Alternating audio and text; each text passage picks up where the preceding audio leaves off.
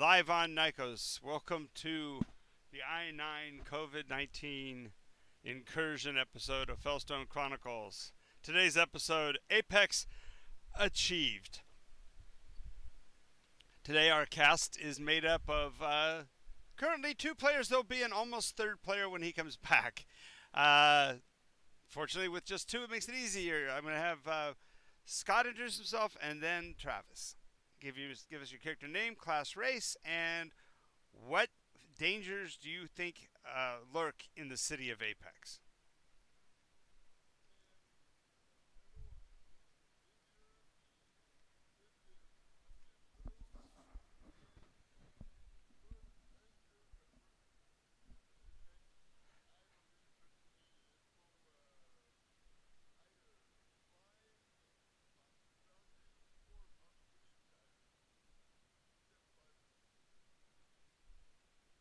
Flying monsters or what? Dinosaurs. Wow, there's a stretch. Okay, dinosaurs. That's a new one. All right, Travis.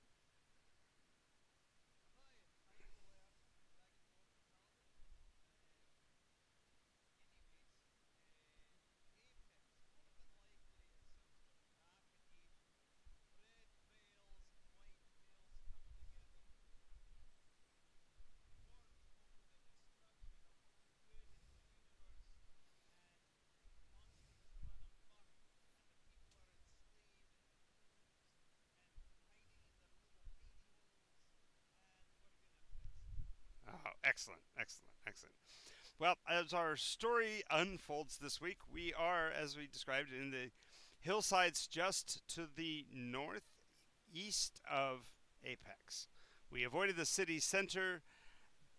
Um, we weren't sure exactly what we might encounter in the city itself.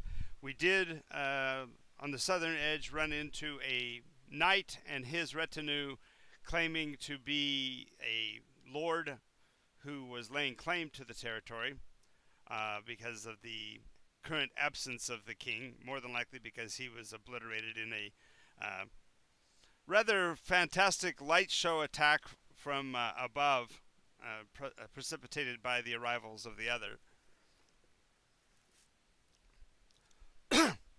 Like that colorful alliteration, thank you. I just have to clear my throat here instead. Now I'm the one who's coughing, and I should have hit my button, right? But I didn't.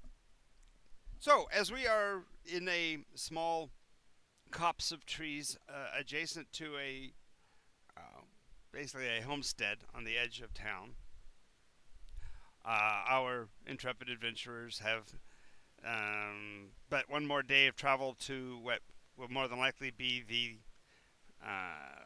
final destination for the remaining fellstone that they are currently bearing. The educated educator has suggested that it's within that short distance, and we had noted that the farmstead actually had lit a bonfire on the edge of its holding, not far from you, so that you were able to actually clearly see the local denizens, and they appear to be carting out boxes of books and throwing them on the fire.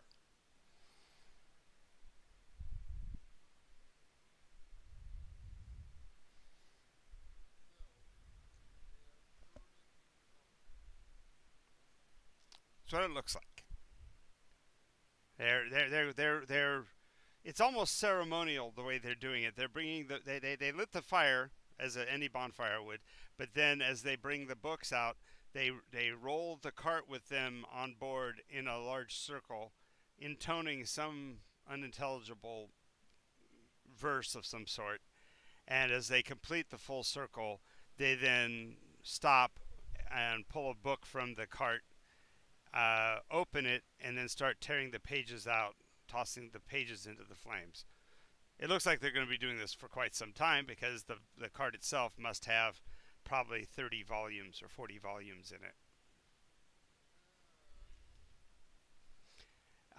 What's kind of kind of cool visually is that as the pages hit the flames, the pages ignite in different colors of light.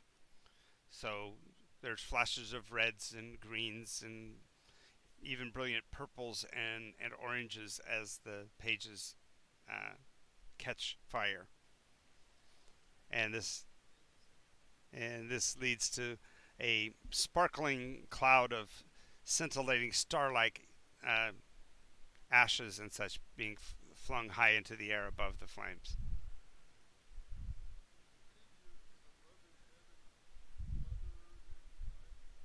Well, and what ah what's particularly interesting is that the light from the fire is now brilliant enough that you can actually make out the silhouettes of the front door of the house, and the children of the property, two or three children, are standing in the doorway, and they are clapping and laughing with glee at the sparkling of the lights above the house.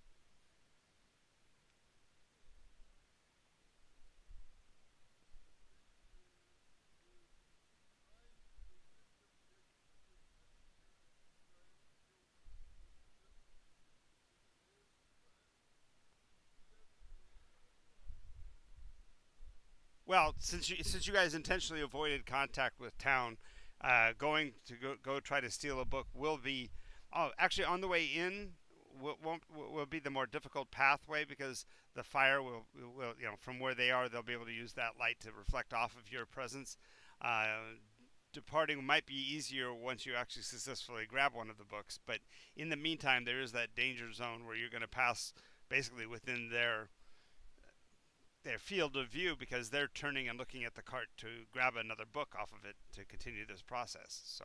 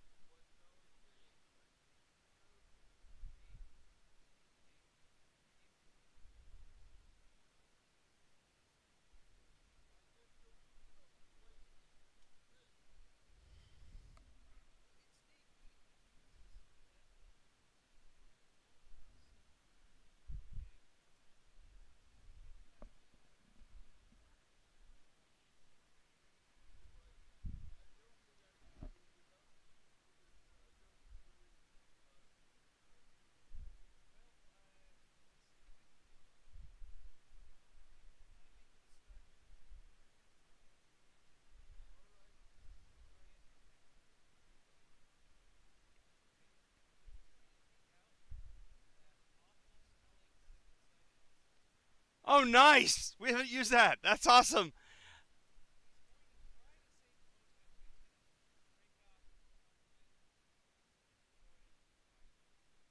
Oh, that's you're gonna have to get close though, too, closer than where you are to get to it, because that's a good 20-30 foot toss. If you had Mage Hand or something, you could drop it in that way.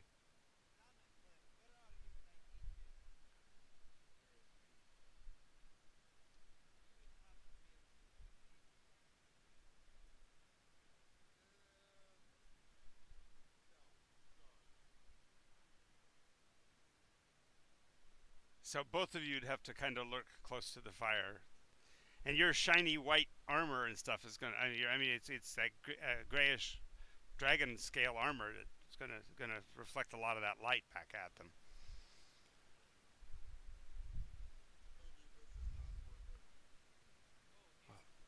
The books are always worth it. Come on, you're a man of science. You totally dig books. The fact that they're destroying them is really yes. It's beyond irritating. This is criminal. These guys should be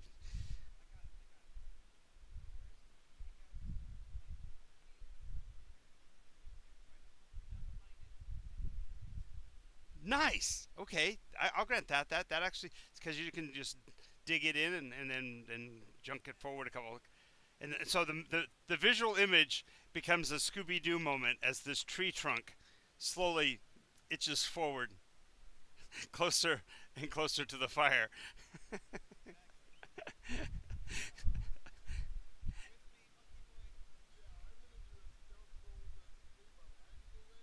Sure, let's make that stealth roll. That's going to be hysterical because otherwise the monkey's head is going to stick out as he's looking around.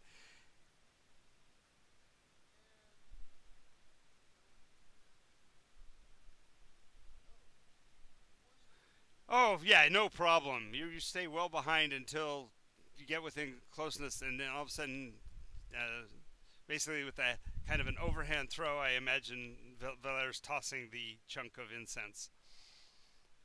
Um, and because of the intensity and the ferocity of the fire, it doesn't the incense doesn't get the opportunity to burn as slowly as it would normally burn, but actually starts to emit a cloud. It's an interesting backdrop, and so actually the children in the doorframe would actually be actively clapping at this because that darkness of the cloud makes the starlight sparkle of the different scintillating light bursts really stand out.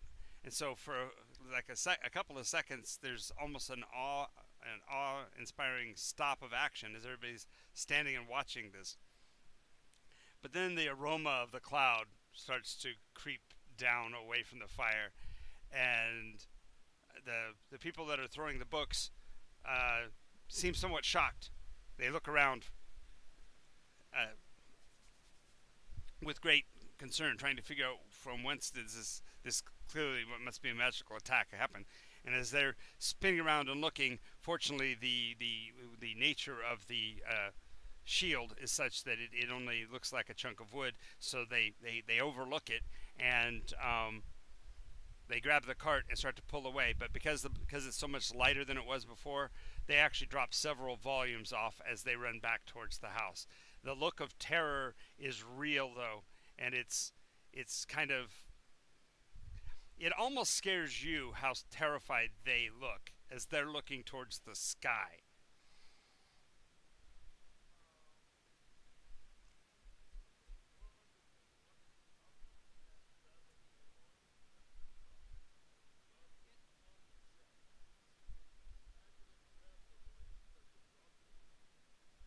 Okay, and yeah, you're able to grab. Uh, let's say roll a d6 and add two to it.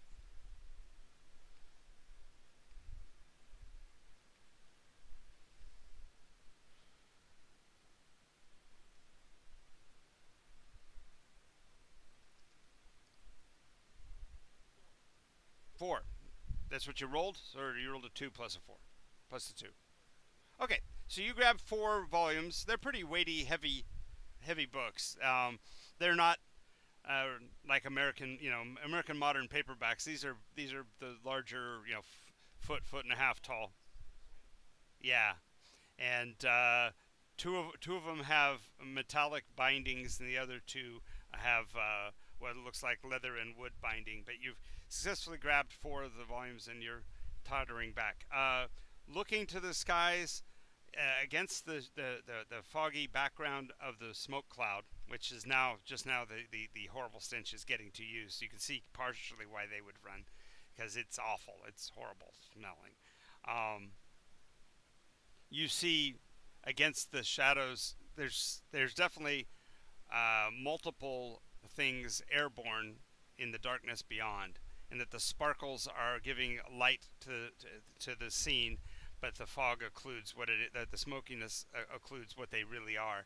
They're thin-winged, of a soaring nature. They don't seem to be actually flapping their wings, and they are perfectly silent. Whatever these objects are, they're about the size of a man, maybe a little bit larger, and the wingspan is about a third again as much as a man is tall. And they're soaring around up there as you basically cover Xavier's escape with the volumes. Because of the cover of the fog and the smoke and the lights above that have distracted them, you are able to withdraw without apparently being noted by whatever those flying things were. Uh,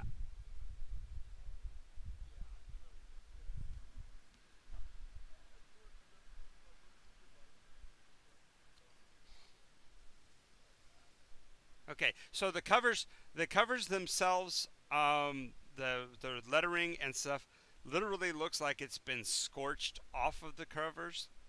So whatever lettering is there, there's clearly a block where the letters of the name would have been, but they've been, it looks like acid burned or something.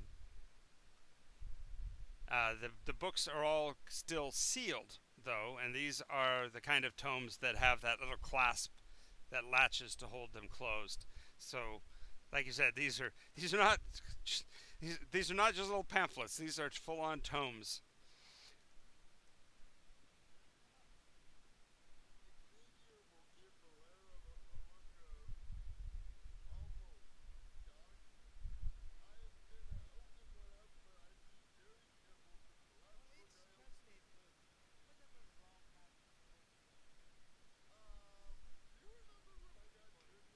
Yes, yeah. Travis is talking about the Necronomicon. You're talking about what actually happened to you. You're like, you don't remember. I have problems with books.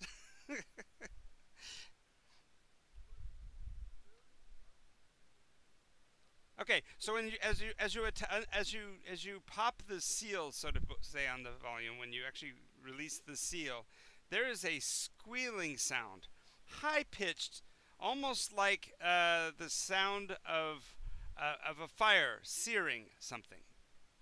And there's a smell of brimstone as the book is opened.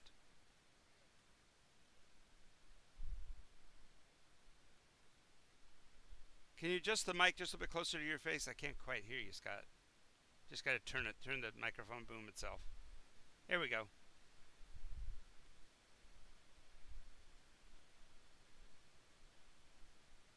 Uh oh, now I can't hear you at all. Oh, got him.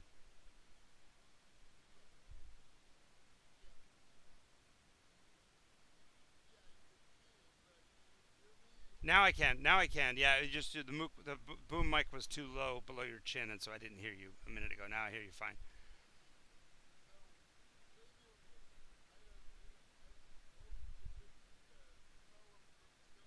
Okay, and as you close the seal, the smell of brimstone gets stronger for a second, and then the searing, hissing sound stops. A little tiny curl of smoke comes from underneath the cover.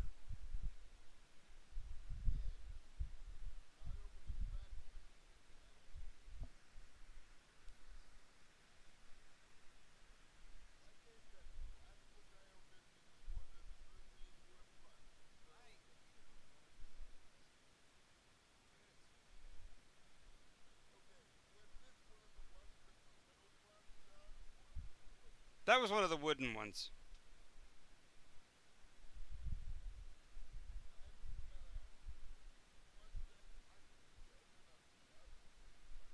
Okay, so you pull out one of the metal bound ones.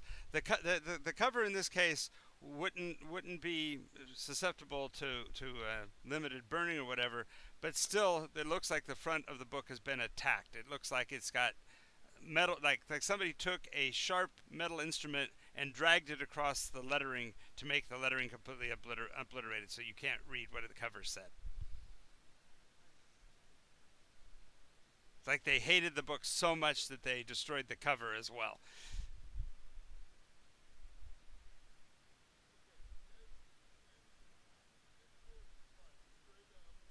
It's like in this case, it's like a lock mechanism. It's a closing hasp that's on a hinge, and then there's a small wooden dowel driven into the lock mechanism to hold it closed. It's not locked per se. You can just pull that pin and it should open straight up.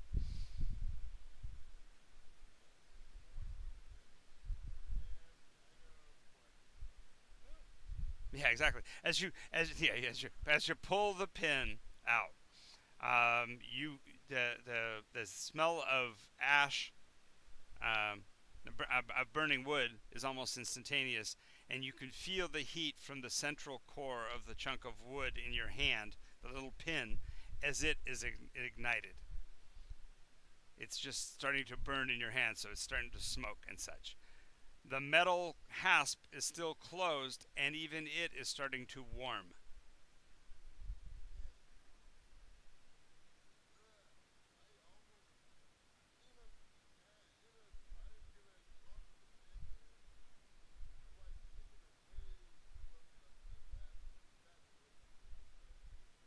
Okay, so you kick the wooden piece away, and as it rolls away, there'll be a flash, like it reached some internal high temperature and burst into flames. So there is no longer a hasp to close this book with. I mean, no longer a pin to close this book with. The metal of the hasp, still closed at this point, is still warming, but it hasn't reached any dangerous level yet.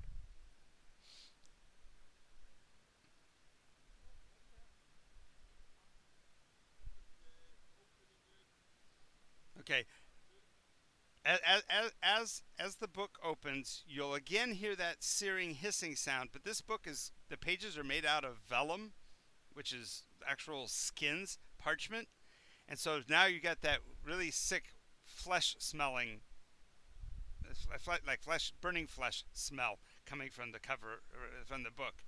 And as that hasp pops open, you can open now the cover easily if you so desire.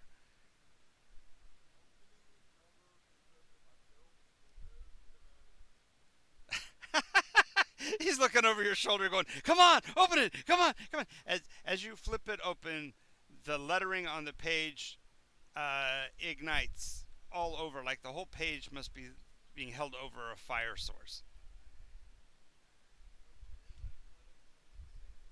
The lettering is it's unintelligible because it's burning so fast. There are letters on there. You see something about the first line like it might have said concerning hobbits.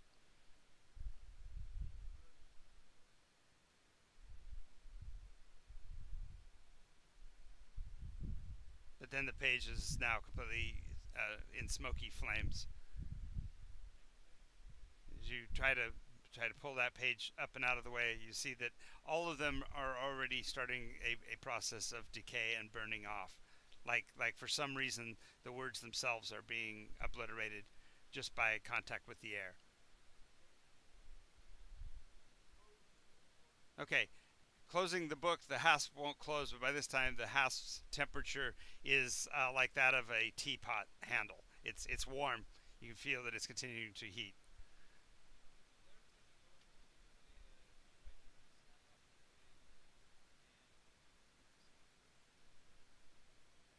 Acting that quickly, you're able to somewhat save what might be left inside of the book.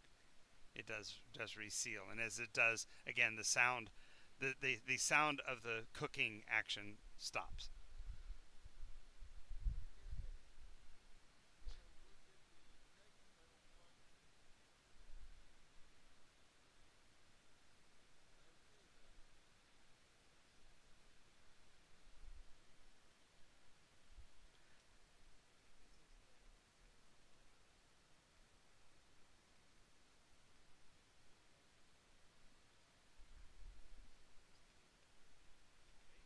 That'd be a good guess.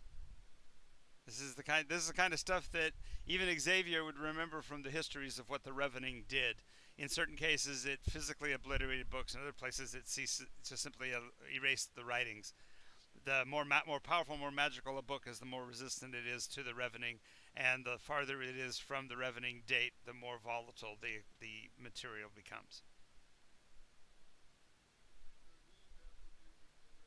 More importantly, these are books from outside of the Revening that are somehow being brought here. So the fire, the bonfire, isn't what's burning the books. It's the person burning the books that is using the fire to disguise what he's doing.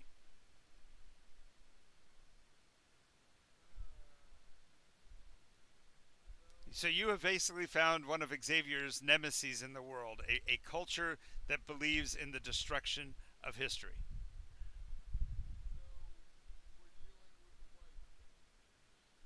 Perhaps there might be other people that want to destroy history. Maybe it's bad guys who simply want to keep doing bad things. I know. Can you believe that? They want to keep doing their thing. The map is in Discord. In Splinter Speak, I use the pin to get to it's like the second image down.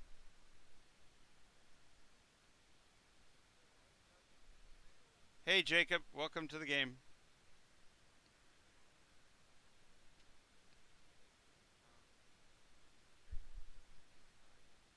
No, no problem. Put your okay. And you already got your name switched to Jake Irons. So welcome to the game. They just got back from raiding the little nearby nearby homestead, and they didn't actually enter the house, but they went to where the owners were apparently burning books, and so they stole some of the volumes that were being burned to save them, but in the process of actually fundamentally destroyed one and a half of them already.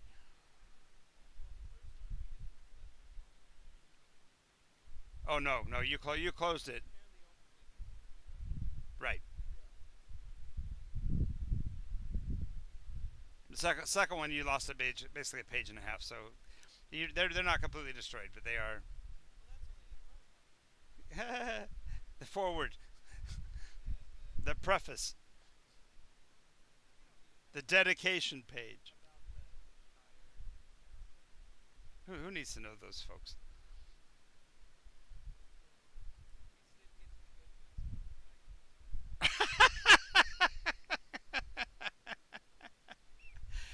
Oh, what was it?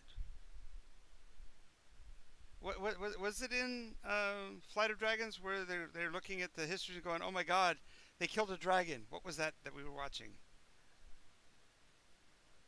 Oh no, it was no. It's the very first episode of the Adams Family on television.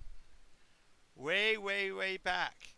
They decide they're going to send Wednesday and Pugsley to school, and the first day, Wednesday comes home crying, just mortified, and Mama is asking, what's wrong, dear? What's wrong? You go, some guy named Mike. He killed a dragon. What?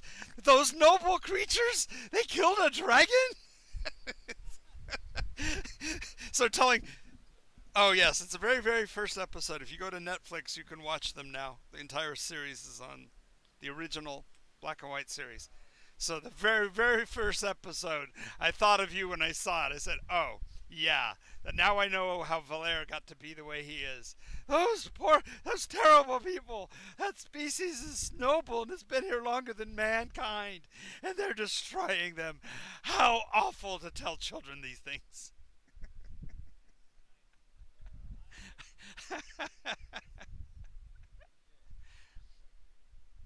Yeah, it's also really kind of fascinating because it promoted homeschooling clear back in the 40s. Because that's yeah, yeah. Those first two are yes. They're sizzling and smoldering. They're not fast burning like they were. The other two have not. There's other two are untouched, other than the fact that the covers have already been obliterated in one way or another. Basically, it appeared that in order to get these books into the present position, they had to not have names that would be recognized as books.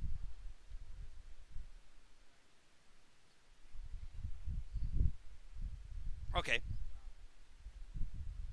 good point.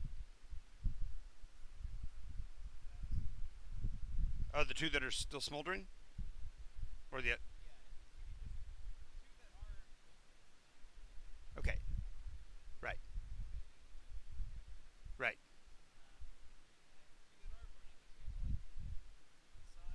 And then close it real quick and then open back up to see whether or not it did anything.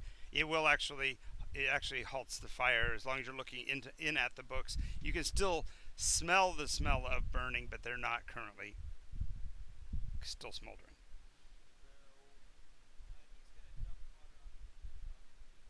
Okay, right, nice. Or the unmaking of this bag of holding. What you didn't know is that there was a tiny frog. No,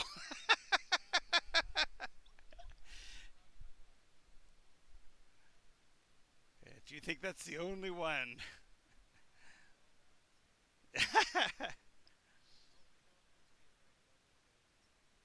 Yeah. Nobody puts baby in the bag of holding. You'll be fine.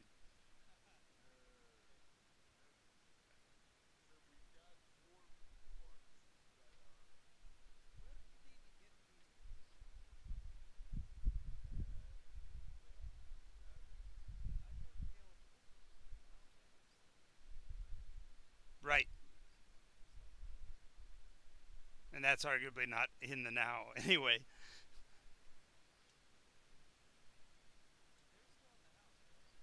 The people? Yeah.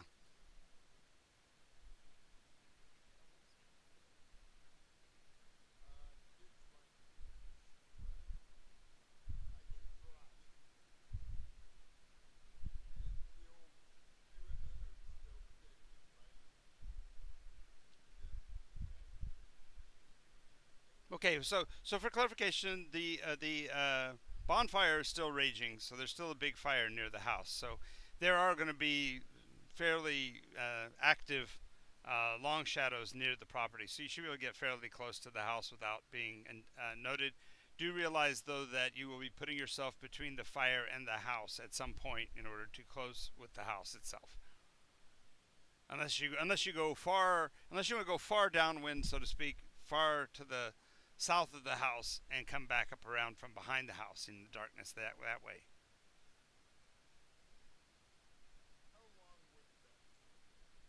Oh, it'd probably add another 10, 15 minutes to your circuit, but just let your party members know how long you're going to be gone.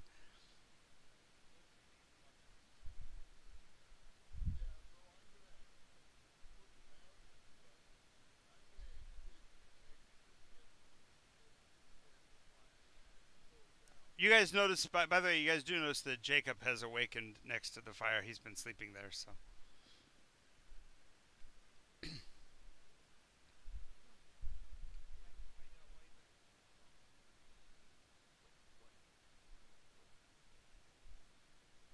he's definitely acting like he just woke up. Wait, what? What?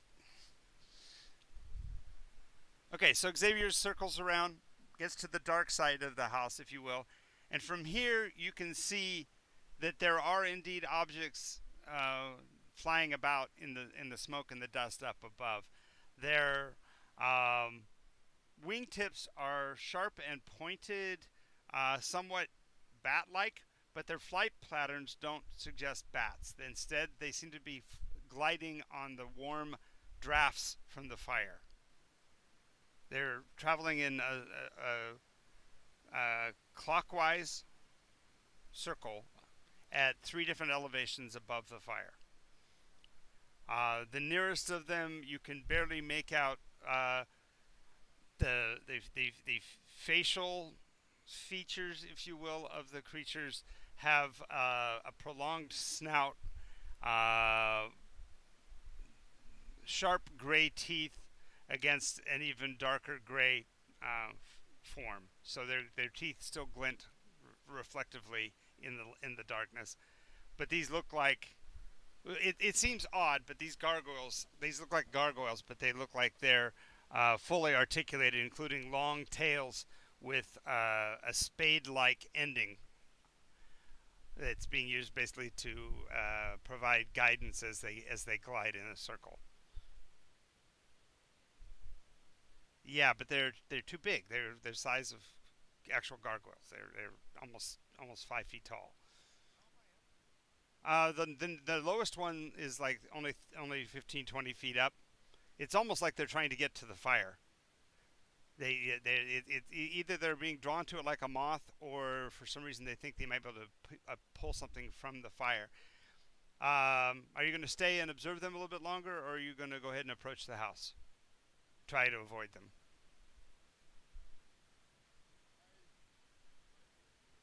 Okay, so you're continuing to sneak forward, and therefore you're not really paying attention to what they're specifically doing.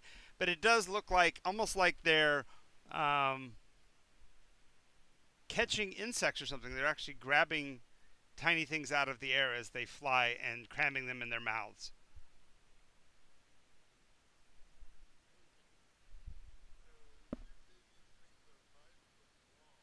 But 5 foot tall with about a 7.5 foot wingspan.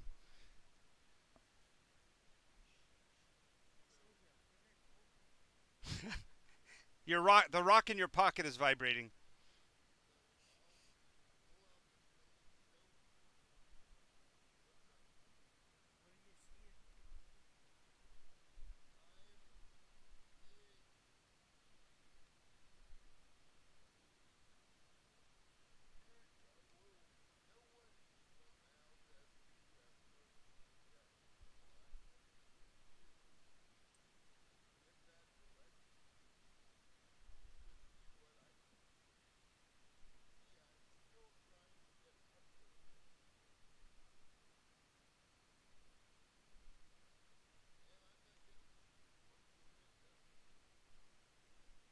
All right.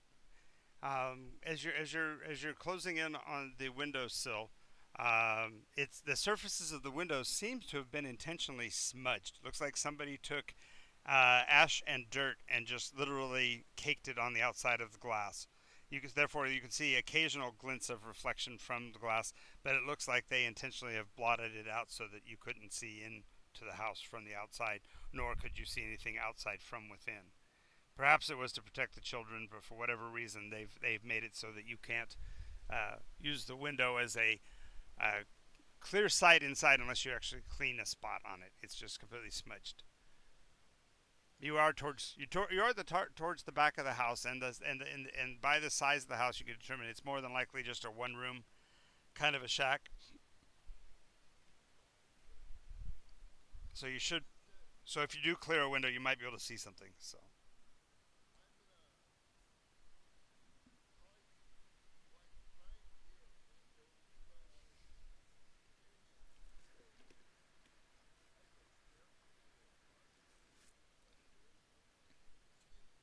Okay, so what's really kind of funny is that when people do this, when people do cake stuff onto glass, they kind of forget that glass itself doesn't have, I mean, has a really relatively smooth surface.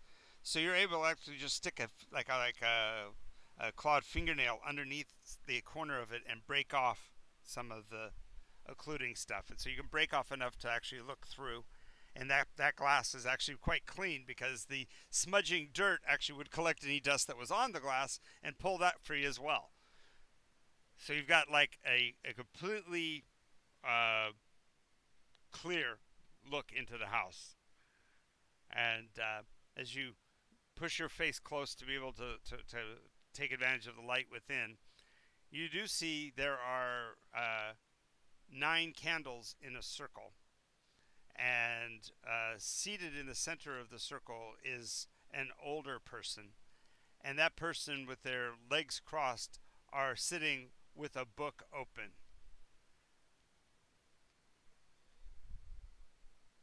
There doesn't seem to be any smoke rising from the book or anything like that.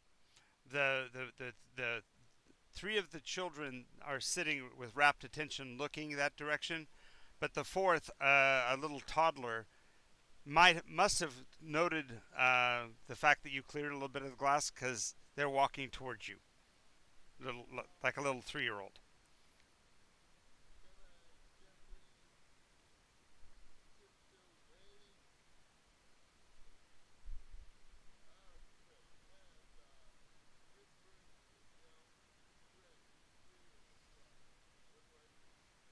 Okay, I didn't specify that he saw you. I said he was moving towards the window.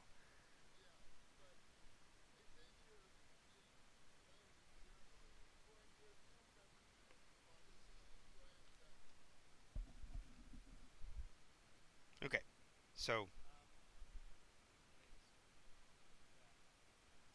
well, as you sneak away, um, the the the child is it was still advancing towards the window, and so you utilize what's left of what little smoke is rising from the fire and such to cover your escape, making sure to watch over your shoulder for the things in the air.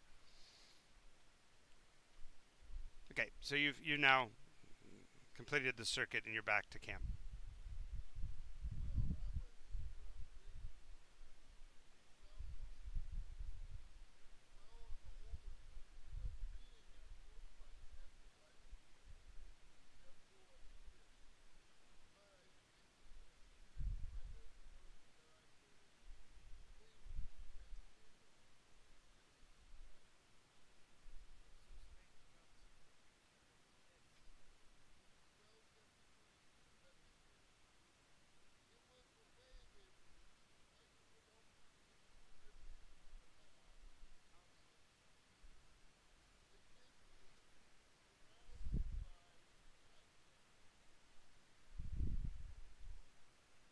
The reader was circled. The reader was circled by 9 candles and sitting on a symbol that was glowing.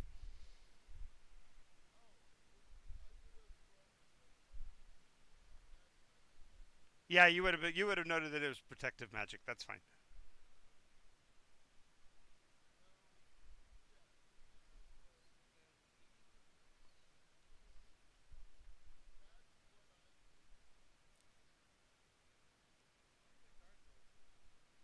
Um, now that you know kind of what you're looking for, you notice you can see them from your angle of attack, and they're basically diving towards the flames and any of the glowing, sparkling embers of color. They're diving in and eating them, grabbing the glowing ember and throwing it in their mouths voraciously, just to make sure. Well, it's pretty obvious, but yes, they are definitely detecting as evil.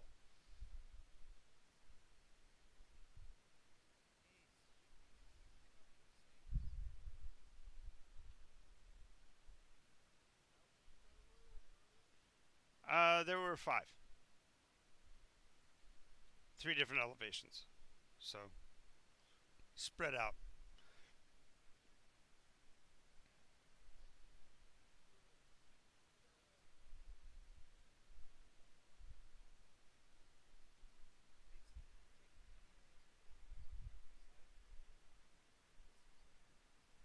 No, as a matter of fact, though, from now that you've kind of gotten your eye off of this specific setting, you can look across the valley.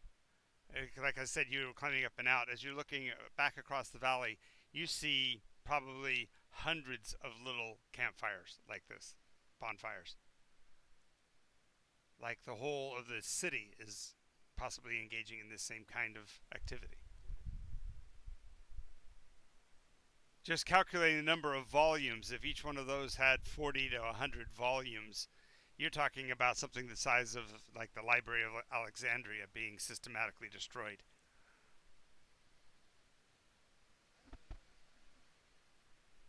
Really? You want to do something stupid? Valere? Let's hear what stupid sounds like, Valere. Go ahead and tell us what you like to do.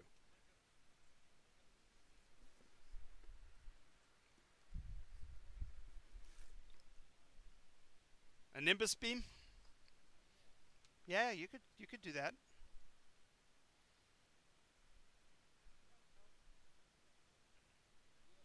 Well, they are within about a 15, 30 foot radius, so you theoretically could time it to get several of them.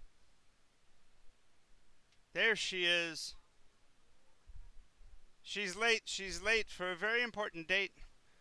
No time to say hello, goodbye. She's late. She's late. She's late.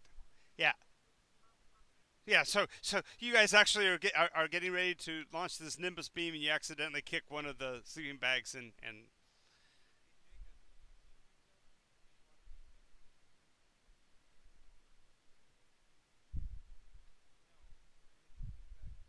thank you. So change your name there, Gene, and these guys will fill you in on what they've engaged so far.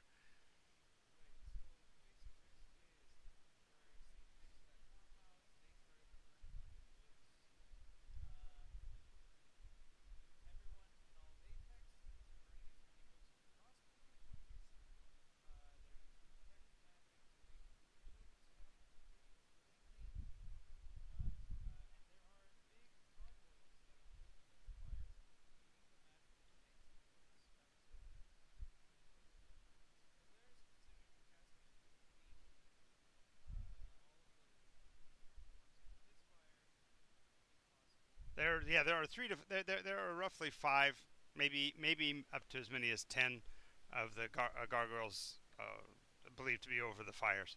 But in this case, you see just the 5. They did grab. They did a little bit of a raid and grabbed 4 of the volumes and found that when you break open the books, they actually start to burn. So they preserve them by throwing them in the bag of holding.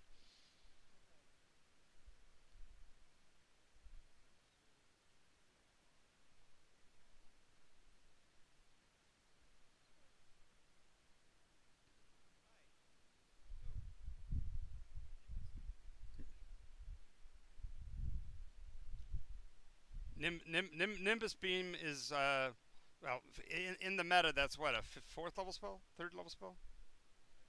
Oh, it's only second level spell. So more than likely it won't be enough damage to destroy them, but it should certainly make it so they won't stay above the firelight, and therefore won't be able to get to the book embers as much as easily. Right, those two, yeah. Right, if they stay in the beam, more than likely it would actually drive them out because these creatures are clearly creatures of darkness, and he has already used his divine sense and determined that they are absolutely evil.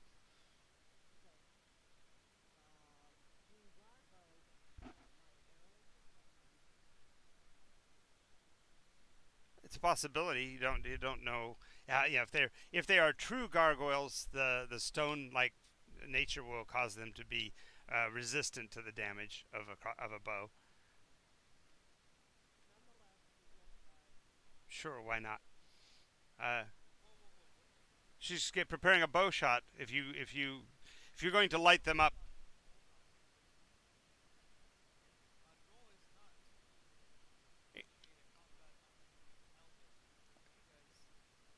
they don't know. And for clarification, they haven't seen you. They don't seem to have noticed you. So this is actually an attempt to drive them off of eating the book. Is all this is doing is driving them from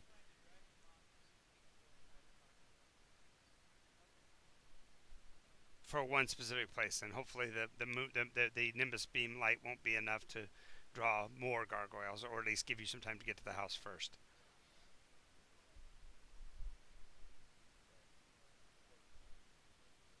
Okay, so utilizing it as it more it'd be wise to have your bow ready so if any of them do turn on you, you can maybe take one out before it gets to you.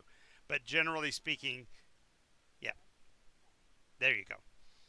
And so Valair lights them up. The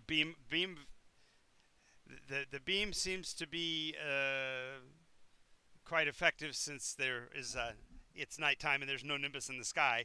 And these things, when they light up, you notice that their coloration is not stone, but brown with a kind of fur on it. They look like uh, it's a weird combination between a pterodactyl and a bat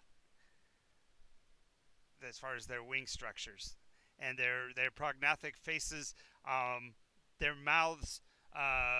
When their mouths are open, you see that although they've got sharp incisors, the rest of the teeth in their mouth are molars and look like they are meant for like chewing paper. Yeah, yeah, kind of like a well, they're a wing. They're a winged golem kind of creature. Yeah, it's not quite as furry. It's a shorter fur on it, almost like the kind of stuff you'd see on a bat. That little short stubby fur. But anyway, yes, you light them up. The brown of their brown coloration is revealed, and they shriek and climb skyward. As they do, you see that they're not really good at gaining elevation using their wing power. They're really slow on their climb. So yeah, so they do gain purchase and they fly towards the heights, towards the mountains, the very place you guys are headed towards.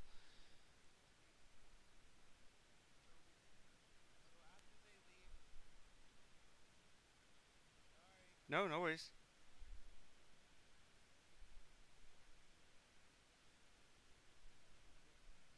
Yeah. So as they climb up and out, you can then use that distraction to head for the house.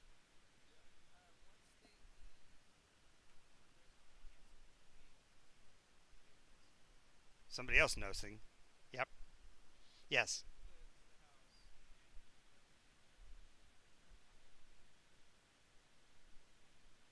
Almost immediately the door will open and there's a little 3-year old.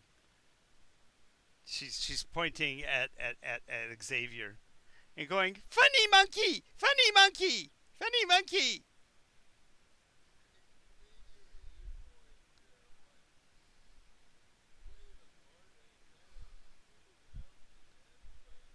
You're going to cavort and dance, making the term "funny monkey" apply. That's pretty funny. That's for sure. The old the little kid looks up at you after saying funny monkey and goes, "A dragon, dragon says cool." Just about this time, the old person in the center has struggled to her feet. You did notice that as the door opened, you could see multiple light sources, which fit the description that Xavier had given to what he'd seen. But almost immediately, the candles are being doused by the children, and the older person gets up and struggles to their feet and hobbles to the door. She might be 90 years old, and your first impulse almost is to grab your Hagrid because she's not a pretty person by any stretch.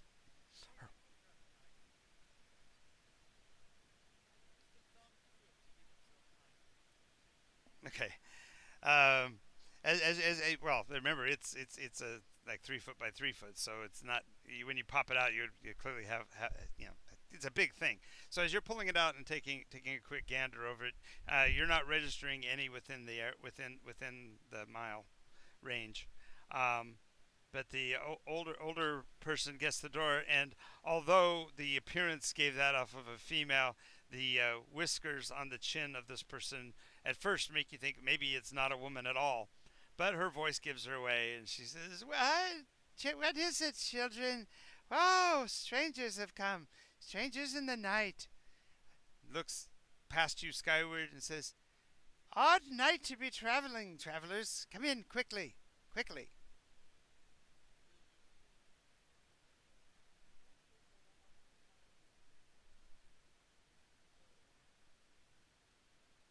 She goes, "Yeah, you're more than welcome. I am known as Mother Virginia, and these are my foundlings. I unfortunately could have no children of my own, and have taken them in to educate them, hopefully to give them a new life, a new life. Yes, yes. And you are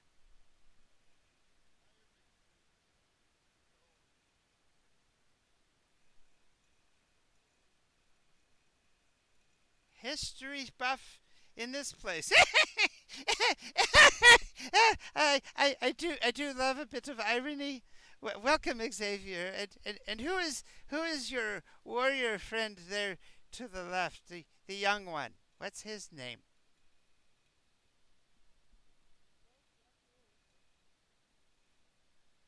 He's not listening again.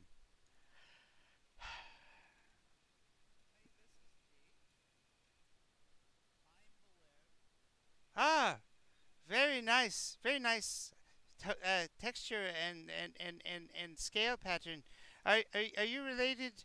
Are you related to the Quithrox clan? Uh, I think I saw one of your sisters recently. And and you are and you are who are you, young lady?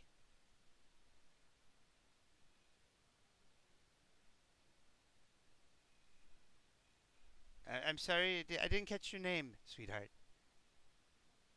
Ah, welcome, welcome. And you had a question, good Sir Valere?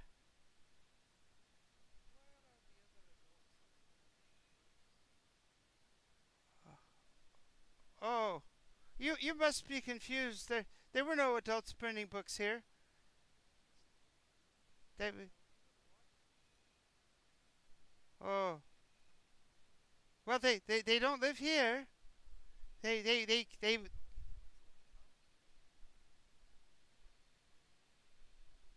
The children gather around her and step between her and you, and they go, you leave Mama Virginia alone. She's doing her best."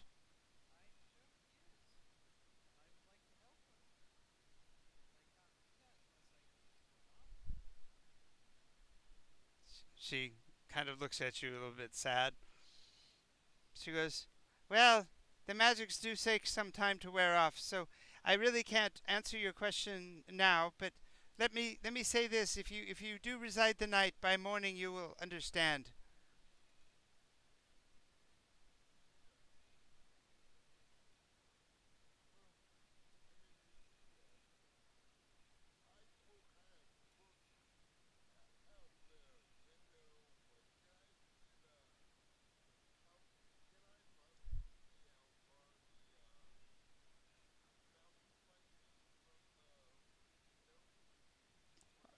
Well, you knew that before you camped out that you were basically a half a day from the indication on the indicator. Yeah, you're on the edge of the mountain. You would like I said you'd avoided the city, but you stayed near the town just so you would get an idea of what was going on within the town.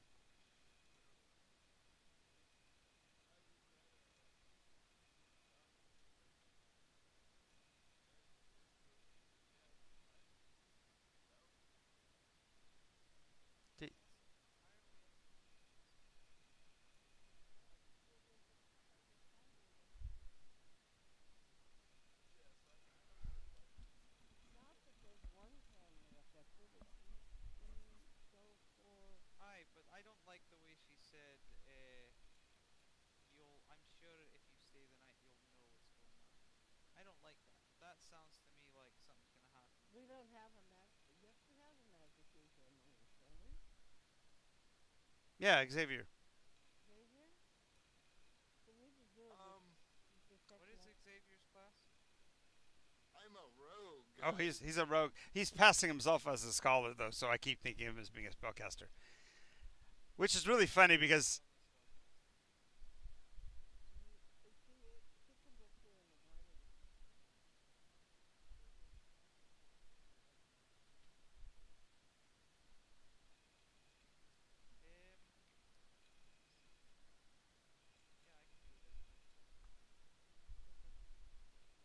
okay, so you're starting to do your little incantation or whatever, and she goes, "Oh, yes, that would perhaps work a little faster, but it'll also be more confusing. Uh, you see, the people you saw haven't yet left. They're still here.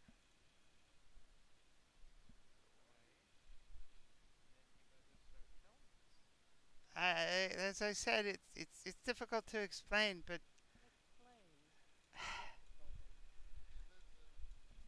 I am they. They are collective me.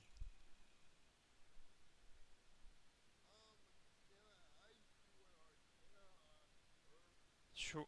What are you looking for? Arcana? Oh, sure, you can. She's going to detect. Yeah, it's a DC 5. It's not difficult to ascertain. She she is going to be under a form of transmutation.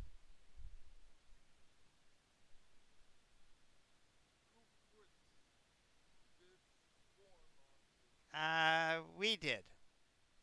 And as she speaks, her voice does sound broader in range, not just a single voice, but like a cacophony of voices.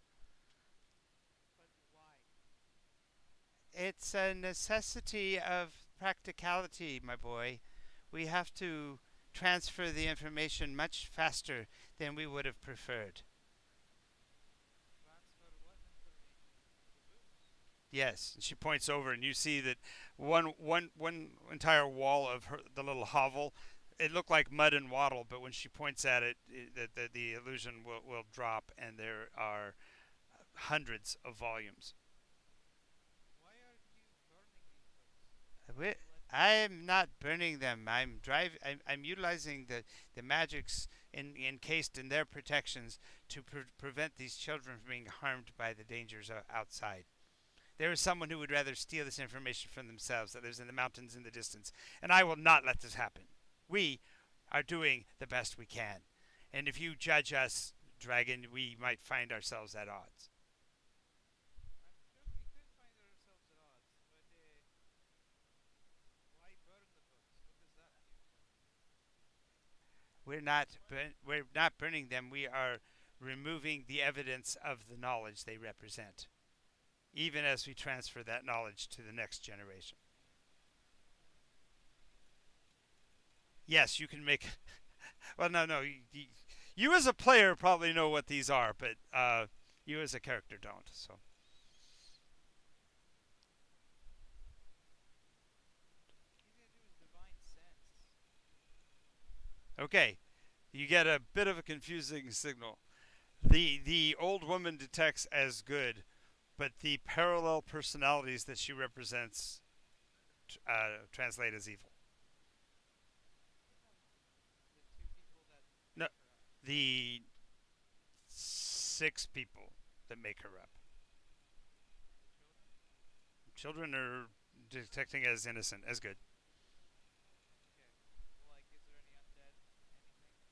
Yes, all six of The them. children No, all six of them. of the people. Yes, the people that are detecting the people that are detecting as evil that represent her. She collectively doesn't detect as evil. The collective, the individuals do.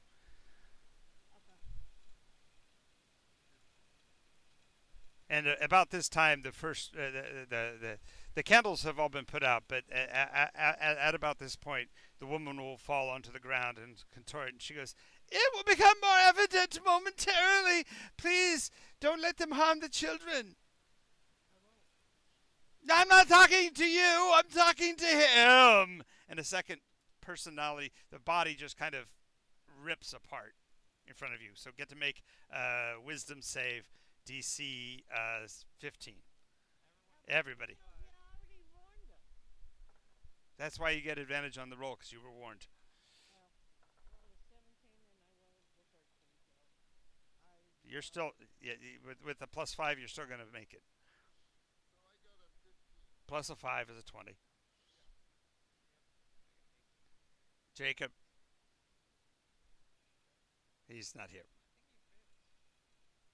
think he fails. You haven't been paying attention. Make a wisdom save. DC 15 at disadvantage since you weren't paying attention.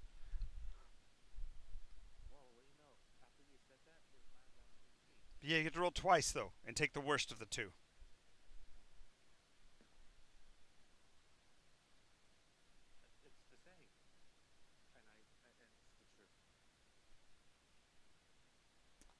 Okay. Uh, so you watch this separate.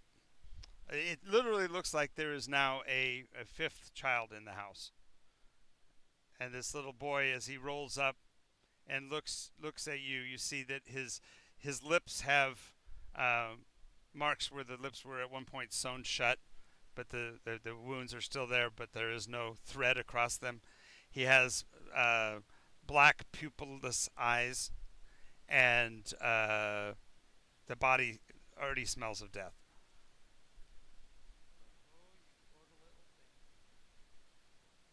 So yeah, anyway, she was the warning to protect the children was actually aimed at it. So as it rolls to its feet, it takes its hand and places its hand on top of its fist like this and draws forward a short blade and basically brandishes it towards you, almost like it doesn't know what's going on. It's kind of surprised and to see you all here. Is there a reason you're drawing a sword there, little one? You stay away from my children. We have no interest in harming your children. Ah, who are We you? want to help you all. Oh, well, if Mother Virginia said it's fine, Puts the sword away. so be it. But the blade was actually it was actually of shadow. There wasn't actually any form to the blade at all.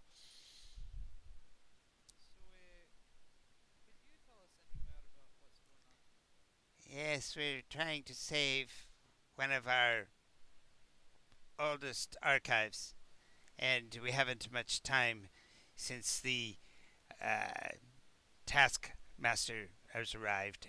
It's been a little bit more difficult of late, and the children aren't quite as receptive as earlier generations might have been. They weren't quite prepared. Isn't What are you planning to do? what we've done in the past? Conveyed information to the young as quickly as possible to increase the possibility of the material surviving. He turns to one of the children and says, "Edgar, Edgar, please introduce yourself." And one of the little boys, dressed all in black, steps forward. Greetings. I am Edgar Allan Poe. And your head disappears. Exactly, just like that. Exactly like that. His head disappears. No. Uh, I'm using that name only because I don't. You guys wouldn't know the names of authors of the time of Nycos, so we'll just leave it with that. The idea is that these children are being taught the works of specific writers and are memorizing the works so that the material is preserved even as the books are being destroyed. It is not they that are destroying it; it's the process of the revening that is still going on here. They are the as this transmutation continues, there will eventually be 6 of these children that make up Mama Virginia. Yes, specifically called Manes.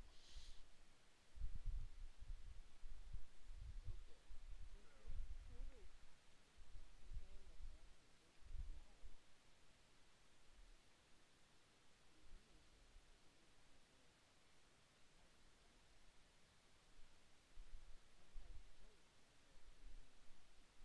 Well, this valley was safe until about 2 months ago. Well, several things have happened. You're probably aware of the brilliant lights in the sky that destroyed the city of Apex and obliterated fundamentally the guardians that lived here in the process. Um, you're more than likely aware of the messages from the otherworldly beings that were uh, claiming to be protective of Nycos and demanding the elimination of the humans known as other. Right, and you're more than likely aware of the fact that the world is not prepared for the coming of the chronology because the histories have been lost, and it's only in places like the Enclave here where those books could survive. And now, in the echoes of that, someone called the Taskmaster has arrived and has taken on himself the job of reducing the Enclave to ashes. He Who and is he, this taskmaster? it's what is he? He appears to be well visually. He no one's actually seen him per se. The Taskmaster rides in a dark cloud. Lightning bolts and thunder herald his approach, and a black swirling cloud of darkness surround his presence. Uh, his his followers, his children, if you will, are what look they were at one point up above us. There was a veil of Avion, the winged Eldrin, that were protectors of this valley. But with the arrival of the other known as Ralgrim, uh, they lost heart, lost faith in their own existence, and the Taskmaster apparently bent them to his will, and they started the process of reawakening the Revening in the valley by disassembling the storm wall. Yes, you do. Yes, you do. Yes, you. She. We have explained No, it to you they multiple times. they explained it to you on the train. They explained it to you on the train. The fact that the histories that you knew, because you knew about all the different steps of the process of time. You were from the 5th iteration, so you knew about it. You knew that the 5th would end, eventually the 6th would come. You're just blurring character knowledge again, and it's natural with as many characters as you're running. But just remember, this character is aware. She's new to it, but she's been around for at least 2 levels in this environment, so she knows.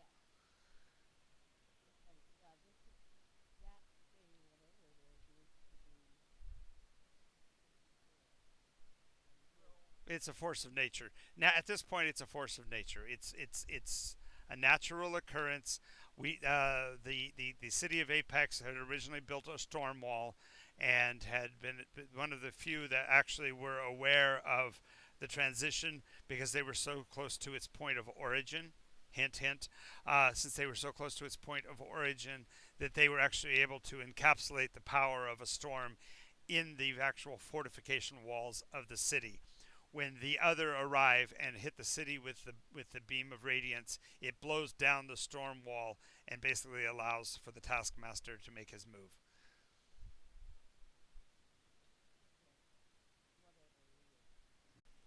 And he doesn't know your background, Mooncat, but just so that you know, what happened to him happens after you. It was a chronological something that happened after your existence, so you didn't have anything to do with it. And nor would you have any frame of reference to even understand it, other than the fact that they are all clearly undead that were trapped as undead as children.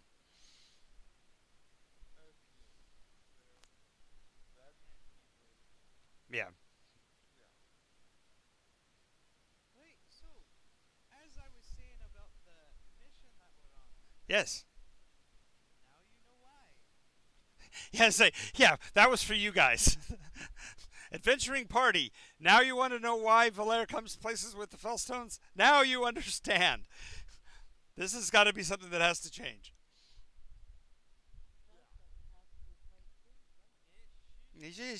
Yeah, that was again for you guys, not for them. So, uh, they If were. you start saying the F word, he just slaps you. No saying the F word. F words are There are bad. children here. Don't say the F word in front of the children. That's funny. That's very funny. BP. That's funny. Yay! I just watched a really horrible Bruce Willis movie, and in it the only scene that's even funny in the whole film, as far as I'm concerned, is where he and his partner, played by Tracy Morgan, are trying to arrest a woman who has a gun, but she's got a child with her, and so she keeps replacing all of the bad words with their first letter. Get back, you MFs, or I'll blow your A off. This kind of thing. And so they're going back and forth, having this really dirty, foul discussion, replacing all of the bad words with letters. It's a horrible movie, but that one scene is just hysterical. Is there? I'm gonna kick your MFA. Cop out. It was cop out. It was awful. It was pointless. There's a lot of pointless death in it. All right. So anyway, they do when she finishes the transition. There are six kindred. Um, each house in the valley is doing the same thing, taking in as many of the orphans and disenfranchised. They can't, for some reason, their magics that transfer information quickly don't work on adults. So the most of the adult population has considered them to be evil and have consolidated under that red banner guy you ran into a couple days ago. The guy with the red and white banner. Yes. Yes. Whatever his name is, you got it. You've got the notes for it. Yeah. Anyway, so that's where the adults have run off to, but these guys have appropriated the majority of the children and taken in orphans from the other places to the south and such. So some of the people that left the valleys of Selk and things like that have come here, and their children are being educated. Each child is appropriating the knowledge of a specific author and so on. Would I be able to cast detect evil on the house? You should be able to. That would make it difficult for the Manas to leave the house, though, and, because they are under the evil side of that.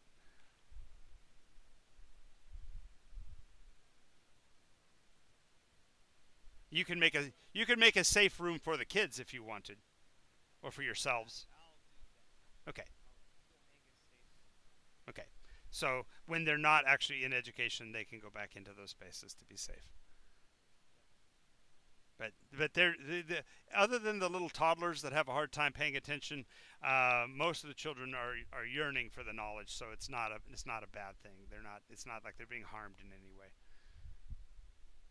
But now now you can see the kind of horrible things that are going on that make this valley need a fellstone. Yes. Yes. So seeing that. Yeah, you guys can ask questions of the manas and stuff if you want. They'll be able to tell you information because they actually have survived through the Revening by living here. It seems that the city of Apex, the reason why it's considered Apex is they actually built their city upon the ruins of an ancient city, not knowing that the manas still live there. The manas didn't have a will to destroy or anything like that. They simply resided below and were protecting their information just by existing because they represent all of the knowledge of the wizards that came before them. When the city when the storm wall of Apex was blown down by the radiant attack, they saw their one chance at saving the material because almost immediately what little that they had done to write their own books, and most of the books that you see written here are actually the texts that were created by the manes who failed over time, because they've been around literally for what 3 iterations living alone under here, and so they tend to lose their will after a while, and they wrote their books in the protection of the storm wall, foolishly thinking that they would keep things safe. Well, those books are representative, therefore, of the manes who themselves have failed over time. Valera's gonna thumb through the Time Goddess's sanctuaries to see if there's any entry on the Manas. Yes, it actually talks of this place. Let me see if I can find the name for it. I gotta go get my document. The document. The document of ancients. The ancients. Dot dot. Yeah, how did you know? No.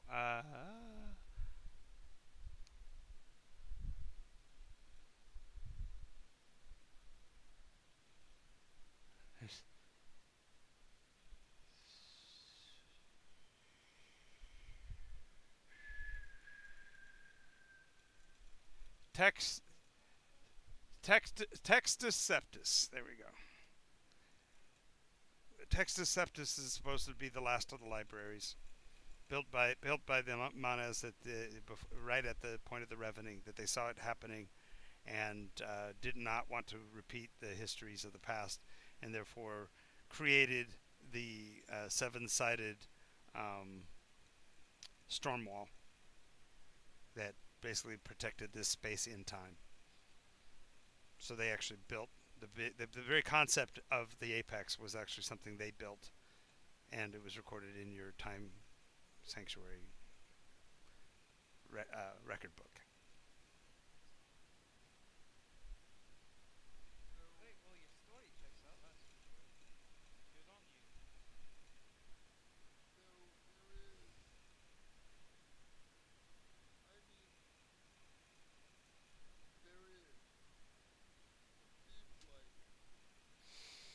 what you need to do probably is get together and go as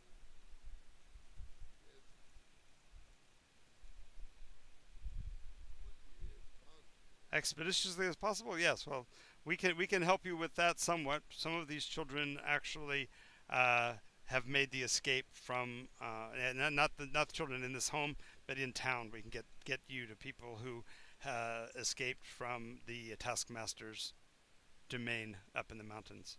At least can guide you to the way they escaped. Aye, well, we might as well stay the night. There's no use walking around with this convenience flying over every But campfire. that's agreed. Yes. Like I said, you're more than welcome to stay for the night. I do have several more hours of reading to do. If you don't mind, I need to continue to educate the children. You don't mind us listening?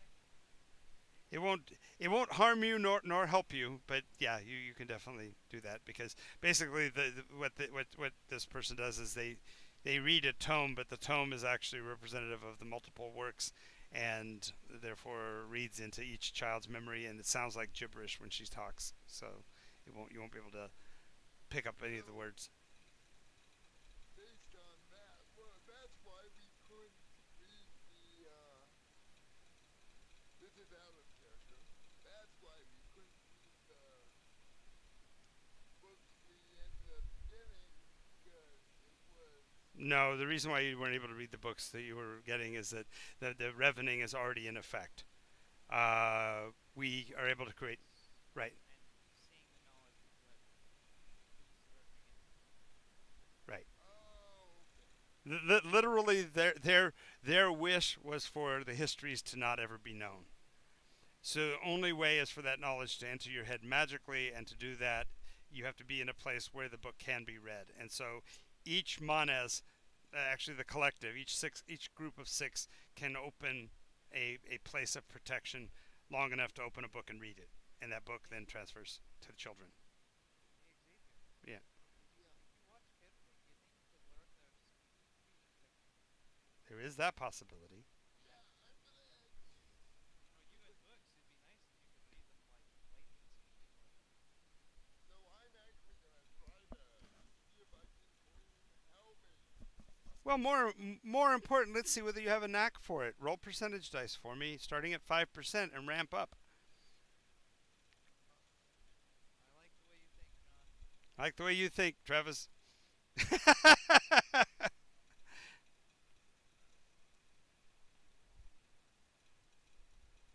had 20. Percentage dice? Yeah. Yeah.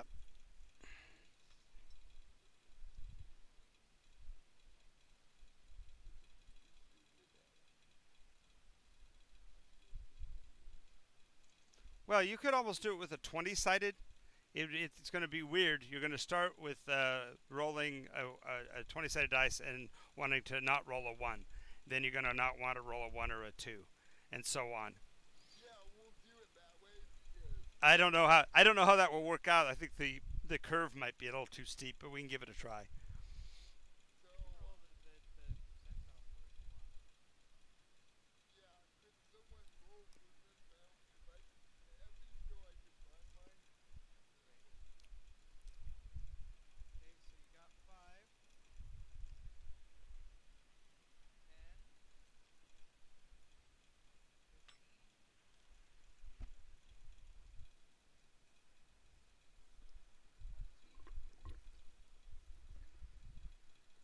So you got not one. Yeah, that makes sense. First time to learn new skill.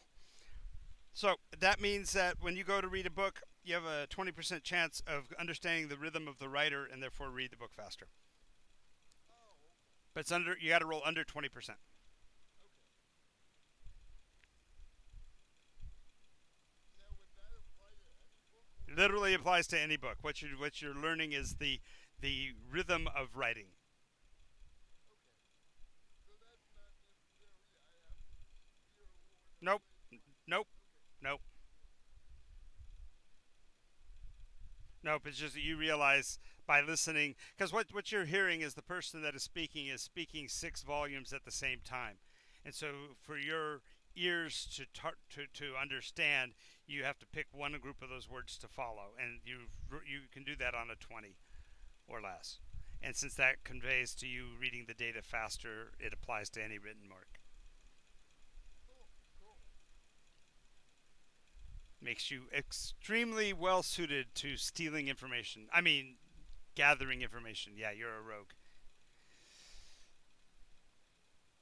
Righto. So, anything else we're doing tonight before we go to sleep? Unless you want to talk to the creepy undead children. Well, you know me and undead children. Not with this character. Other characters, maybe. I don't know what to ask him, honestly. Right. Yeah, that's the same thing with me. I So, so if Peekaboo was here, she'd ask him where the skateboard rink was, where the skateboard park was. Did you hear her say that she stole a skateboard from the or took a skateboard from the No. reliquary and she's learning how to skateboard? That's gonna be funny. A halfling skateboarding warrior. That's what cracks me up. Playing her kazoo. So, little ones. Uh huh. Sorry to interrupt you, but do you happen to know of any stones nearby that are particularly bell?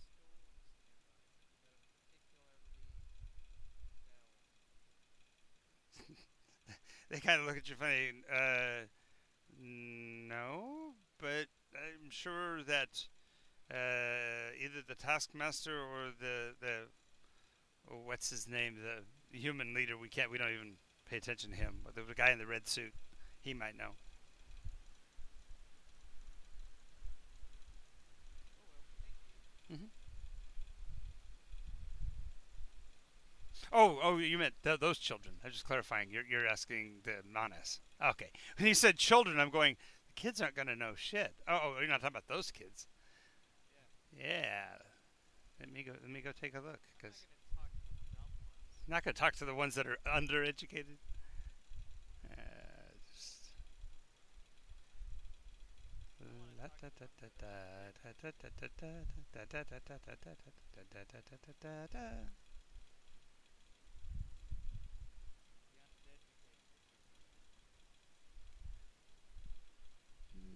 talk to them the uneducated.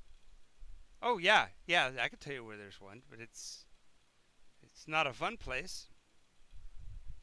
I've never sent anywhere fun, so Okay, well, it's said that the one that used to be up here was stolen by a group of goblins and taken back to their warrens. and where are the warrens? Um, South of Selk, inland, near a place called Hammerfall. Near a place called Hammerfall. Hey, guess where we're all popping again. Thank you. No, you're down here. What are you talking about? Really? Yeah, you're by Selk right now. Remember, you just came inland from Selk. Yeah, that we actually saw Hammerfall. No, we came up by Bradbury and then came to here. Right, you came past Banbury to come up here, but you Bradbury. Where is if you pull up your map, it's just directly south of the Y in Whisper Mist, the first Y in Whisper Mist. oh, south of that? Yeah, there's a little place called Warrens. Oh, okay. I Yeah, was thinking it was down over by Barovia. you're right, right, right, right, right, right, right. Good God, we just came there, damn it. No, I have to. Maybe that's not what I expected them to say, but It all depends on the order in which you get the stones. And it would have been easy just to come across the water from Mirmadoon, but somebody didn't like going across Blackwater. So It's not easy, and no one wants to cross water to do it. Is it Valerian the one that's up there? it's Travis. it's Travis, but Valere is one of the that suffers from it, There's one who's particularly unsettled by it. yeah. Yeah. Well, I would say the one that's most unsettled by water is Alabaster Knock. Oh no, he's perfectly fine with it because he's destroying it. Yeah, yeah, he has a bravery about water. He intentionally is destroying it. Destroying. Blair, let's call this his one of his killing blows. Yes. well, I mean, I agree with Valera about dark water. That Blackwater. Let's get the term right. It's the Blackwater. It's worse than just dark water. but but Dark water's a place. as long as you even if I Goes to mean Massachusetts, man. Yes. so your aversion to all water is something, but I understand the class. Right. Let's change the subject. Alrighty. So now at least you know where the next to go places after this one. Yes. Off to the woods. Unless, of course, things change radically. Let's find that out, won't we? That never happens. Never ever. Never, ever, ever. Beasts and demons aren't freed. No, there's no such thing. What are you talking about? All right. So the rest of the night passes uneventfully. The drone of the voices changing from time to time as the readers take their different turns, being the lead voice for Mother Virginia. Um, Before dawn, the reading will stop because the manas then have to retreat to their whatever their dark place is, and they basically have uh, a ladder down into the root cellar that enters down into their domain from where they actually come. Okay. And Is the home dependent on the person? Yes. yes, Yes. and so morning breaks, cloudy and cool. The mists spreading across the valley, suggestive of the smoke left over from the various fires. I hear Um, a kazoo playing. Nice. Nice. Crystal kazoo off playing in the distance. Crystal Kazoo someplace. Okay, where did that come from? I know it. I heard it about. It's that traditional morning song. It's like Vivaldi or something. Yeah, it's. A righteous It's spring. no, no. He would know that one. That is the exact opposite. That Okay. But it's used like in the it's the back well it's the backdrop music and specifically for Bambi versus Godzilla. that also. But There it it's is. very traditionally used as the morning tune in lots of media. Yes. Hear the birds tweeting and all that. But The the sun point is, goes I down. have heard it in classical music. It is something I have played before. Yes. Everybody's heard it. It's my voice. Yeah, but I was raised on classical music, so and so it's so. Here it comes. I was raised on rock and roll. Elvis Presley and earlier than that. Oh, Elvis Presley music. Mom and Dad didn't listen to modern at that time.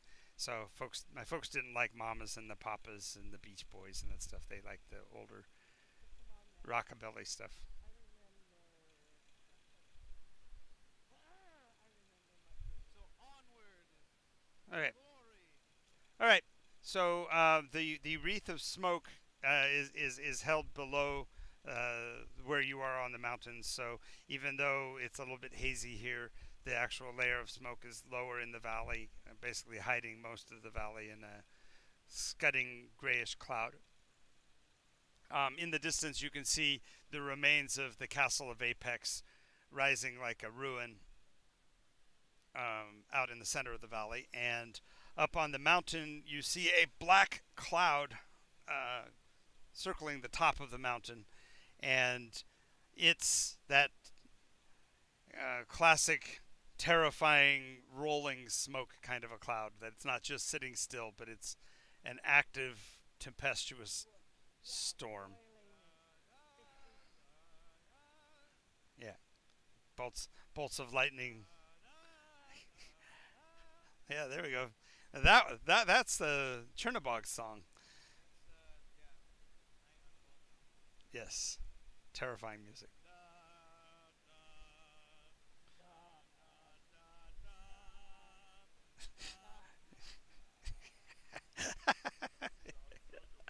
Sounds like a fun time a few months ago when midnight goes through. But Well, I like the Disney version, the musical one is great. Fantasia. That's what he was referring to. I did not. Of course, there was a way to write it in background. So The Rite of Spring isn't that the dinosaur one? Yes, it is. Anyways, So, um, the so the few figures you do see walking around between the towns, between the houses and stuff down in the valley, the new ones nearest you, look like they're basically cleaning up the debris from the previous night's fires, carrying off the ash and bringing back fresh piles of wood. Apparently, this has been going on for some time and probably will continue for some time to come. Yeah. But it's still supposed to be free cover. What happens if you write words now? Do they stay? What's that? If you write words now, do they stay? If they're words of history, no. If they're prophecies of the future, who knows? Exactly. Because someday in the future will be the best. Well, there you go again, confusing the two. White Veils would be having a kitten right now. This is why it all needs to stop. That's right. Just make it end. I just It's hated because history class. I think it's a combination between hated history class and didn't want to be accountable for their mistakes. I like Alabaster climbing the ocean. It's his fault. It's all his fault for taking his Family to the sea drowning. is right. I The ship's at shore. Set ground on the shore of this. Exactly. okay. Enchanted, charted desert isle. Yeah, he's as responsible for the disappearance of his crew as Tiara is for hers. See, so you guys have that in common. No, no, no. I beg to differ. I was not the captain that led us to a. Neither was not. He just paid for the fare. 3 hours. Anyways, up towards the scary place. Okay, Wherever it's scariest, that's where we're going. yeah, that's right. So climbing the mountain at first is fairly easy. You do have horses and such, right? You're Yes. Yeah. two. I got No, you didn't have horses. right at the beginning. Oh, Yep. We So got here through Mary's Gate. that's right. So Chris was walking up a set of stairs because he has airwalks. nice. So he's above the covers, 3 feet above the covers. He's walking on sunshine. We're just walking here. He's just walking on sunshine. Whoa, walking on sunshine. and I will also use my airwalks because I remember I got them. He gets up here, sticks him on his feet. Trees, because I'll take the tree path. I move from branch to branch. Oh, you're gonna brachiate? Okay. Well, because basically I want to be ahead of them, and Here, this'll help you. Toss her a pair of gloves. You gave her the bracers. Finally found somebody who wants them.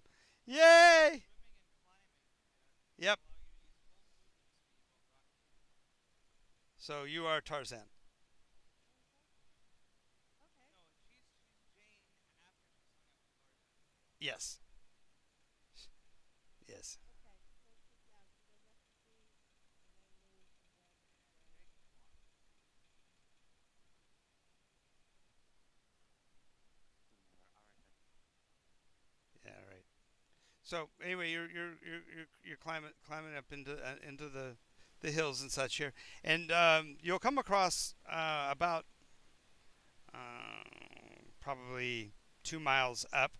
You come to an abandoned village, and I mean by abandoned in that there are houses and they're built in the trees, but they're not built by standard elven standards. Instead, they look like large, oversized nests with brambles and bits of twine and string and pieces of wood, broken mirrors, glass, like nests.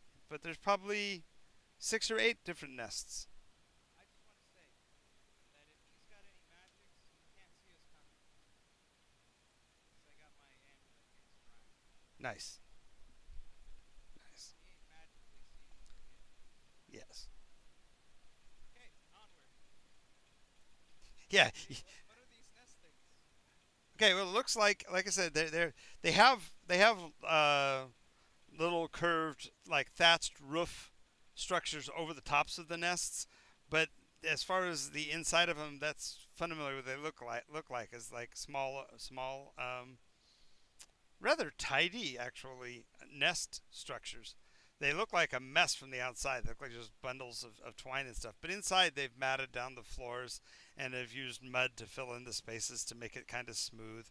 There are places where they've like drawn or scrawled images on the walls, like art and such, inside of these dwellings. S- Scott, does this place look familiar to you? No, no, this is totally unfamiliar to me, but remember what they said about the flying elves? Aye, maybe it looks familiar.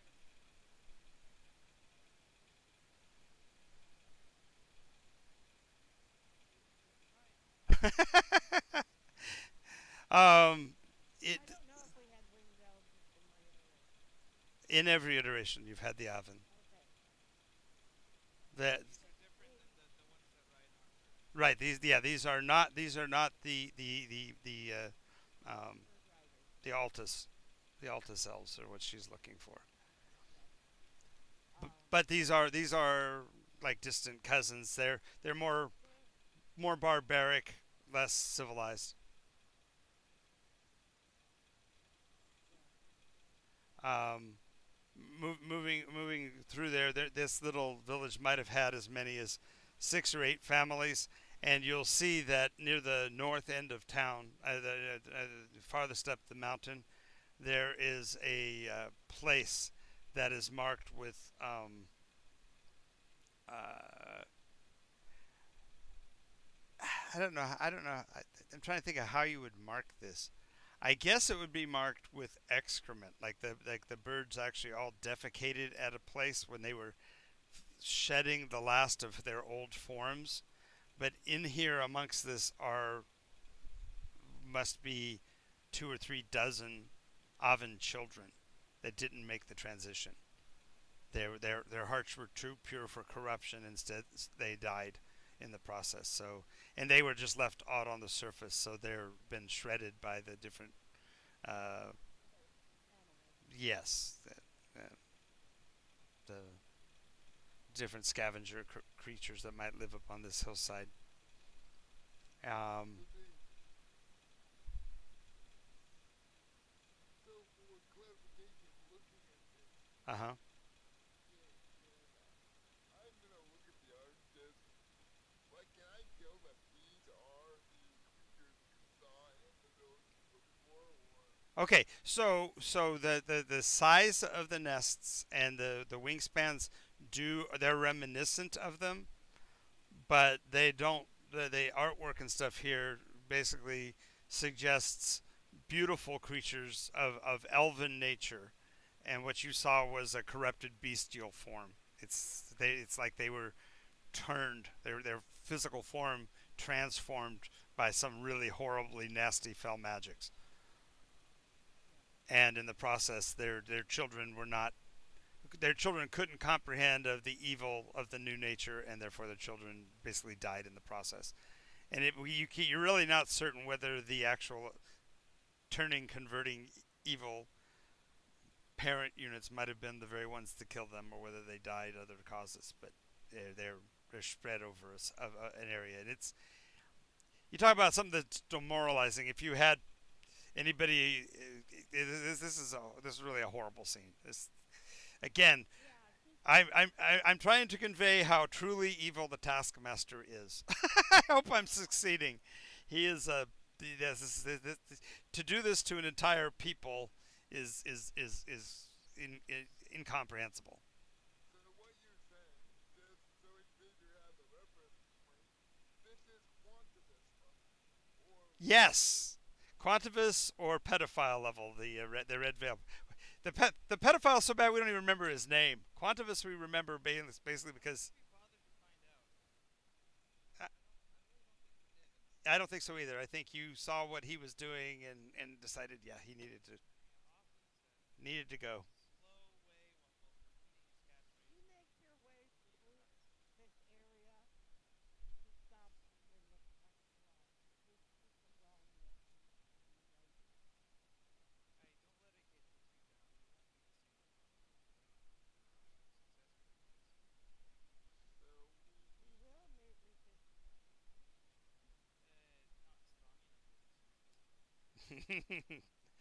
Okay, so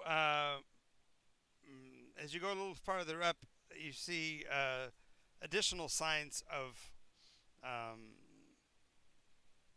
kind of the dark nature of the Taskmaster, in that there are places where there is looks like a form of open face mining, where some of these bird-like things, their wings actually ripped off, are using uh, picks and shovels and such, and are working the face of the hill. And just seeing the number of workers, because literally you top this rise and look over the next shoulder of the mountain, and this next entire flank of the mountain is being harvested, if you will. And so there must be close to 1,000 of these wingless bird workers. In their original form or the new form? Oh, they're all in the corrupted form, but their wings were still ripped off. Hey, can you stay close to me? I'll appear. I will wear you if that happens. I'll wear you. So we'll skirt around that. Yeah. You have really two choices Say here. they're mining? Well, they're mining. They're digging at the rocks, and what they appear to be looking for.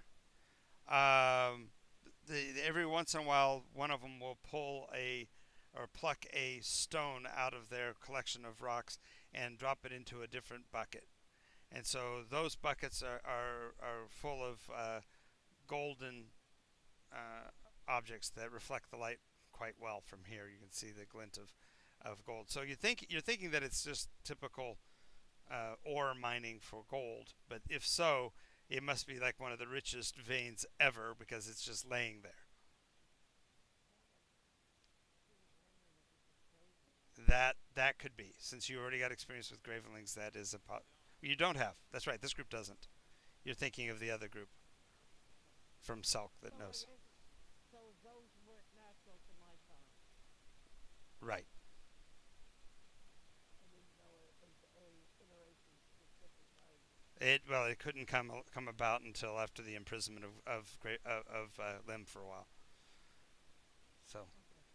I didn't think we were supposed to ask that question. yeah. No, Yeah. So anyway, just there's the shiny gold chunks of rock, which seems, like I said, it seems odd to have it such in such high concentration. But if it is, that it makes sense then why they're mining, strip mining, because Gold would be more worrying there than gravelings. right. Smart man. Hmm. Um, So you're gonna from here. So so uh, no, you'd have to get fairly close to be able to get to where any of this kind of stone is located, because they're mining a specific region of the rock. What I was going to say is you have really three choices. One would be to just stay on the path and go through this mining operation, which you said you don't want to do. You can go farther down into the valley below and possibly find some of the tailings and maybe find some of the stuff they're mining. Or you can climb the mountain here early and be above the mining operation and go further towards the mountain by staying on the shoulder rather than going through this swale on the mountain. I'm kind of like really thinking about this. Um, if we go up the ridge, we'll have to be on the far side to get, so no one can spot us along the ridge. It seems to just be not. Yes, but they might not be the only ones about. Sure, but You still have those. right. Yeah. No, they aren't. They're probably not only have the wings ripped off, but they will notice they have, a body deforming that. All right. So climbing up and around though is the plan to go stay up on the ridge. Yeah. Okay. Okay. So as you're climbing up onto the ridge, um, the from this vantage point, you can see down not only back across the apex valley, but beyond it, you can see the mountains rising in the distance across the way, and you see another uh, cloud system, for lack of a better term. There is a wall of rain falling on the mountains on the far side of the valley as well. And it seems everywhere. No, it would be almost due south of you at this point, and the ridge itself would occlude that. The rain. Is it a natural rain? Well, it looks like it from here, but as you move, you notice that it doesn't change its position. It's basically hovering in a ring around a, yeah. It's another form of a storm wall. Why is that safe? Maybe the others never got to that. Well, the fact of the revening was universal, so it's not that. Whatever got to one place would have gotten to the other. It's just that in the case of Apex, the wall was actually the storm wall was actually built into the actual wall of the castle. That one in the distance is a natural formed storm wall. So it's of a different nature. Yeah, it means that that's possibly another place from another time.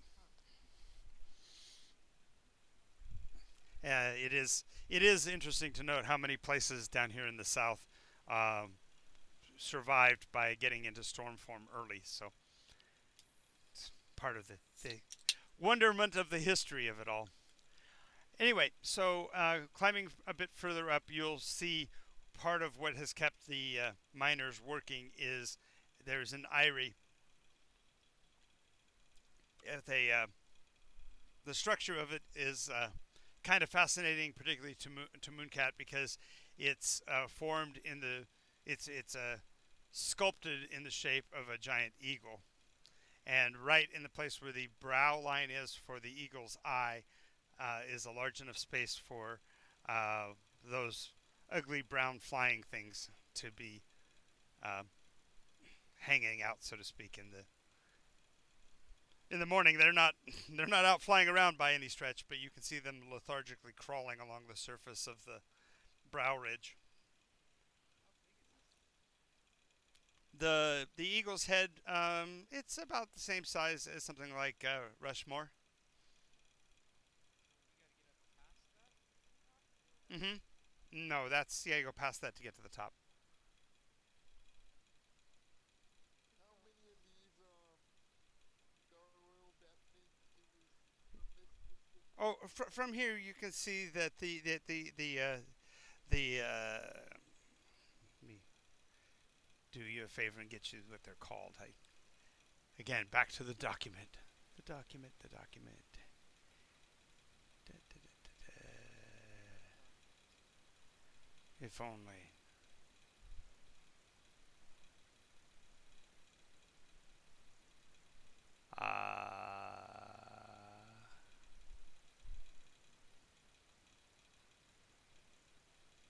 so there is going to where is Eagle gone from that further up in the mountain? Where is this marker? Okay, and these things are called Ahazil.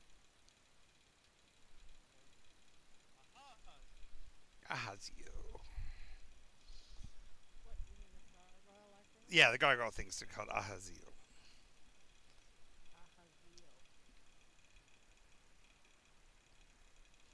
Ahazil. The Zeal. Yeah. Now there are three or four of them that are basically always visible in the eye, but apparently they're they sleep rather fitfully, so they rotate quite often. So the weird thing is it makes the brow ridge of the eagle look like it's moving, like it's looking down. So it gives the idea that you're being watched all the time down into the valley. So um, What sight not to be noticed, eh? You're If right. they're vantage point, they won't be able to see. Right.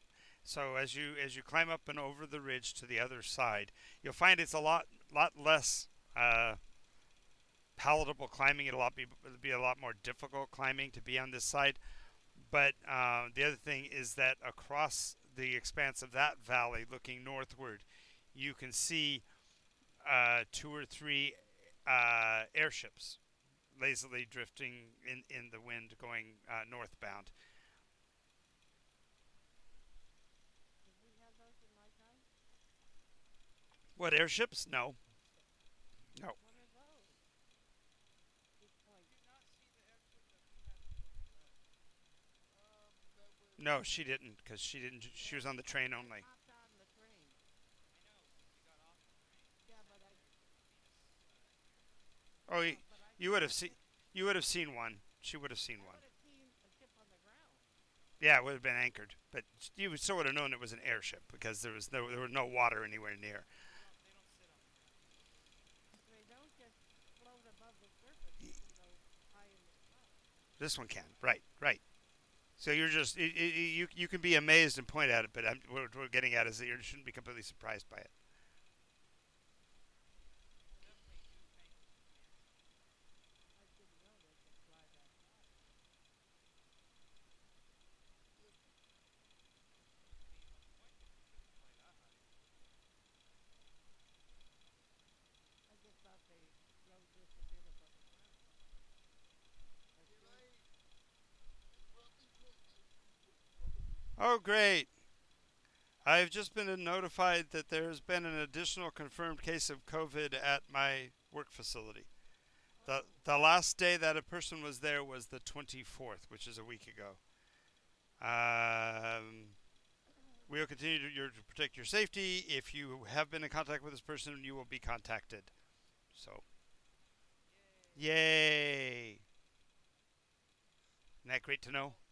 We can only hope that you get immunity. Yep, 14 days of pay sitting home, that'd be okay with me. oh, we would have. Even more fun. Good. I'd be an over. Well, the thing is that we'd have to figure out a way to make that so that it makes money. Because once I get back to that, I don't want to come back to work. We have to find a way to raise my fund operation to a good 2,000 a month, and then I can do that forever. So Sounds good. Nycos, go. okay, so you're gonna take the more difficult, rough, rocky path. Yeah, we all have good ways. Yeah, the airwalkers can basically provide support for the others, so everyone's gonna be able to make it. It'll slow you down a little. Um, uh, Certainly I can help. Yeah, you have the climbing The gloves. climbing gloves, so you'll have no trouble. And it's only Jacob, and with the three of you watching over him, yeah. Well, we'll rope them to us. Yeah, sometimes we'll just like, drag him along. yeah, pick him up by the seat of his pants and carry him. And be a little nicer. And Xavier will be a little bit nicer to him. Yeah. All right. So, um, as you climb up past that eagle sculpture, the building up above looks like it's made out of silly sand. I don't know if you know what I'm talking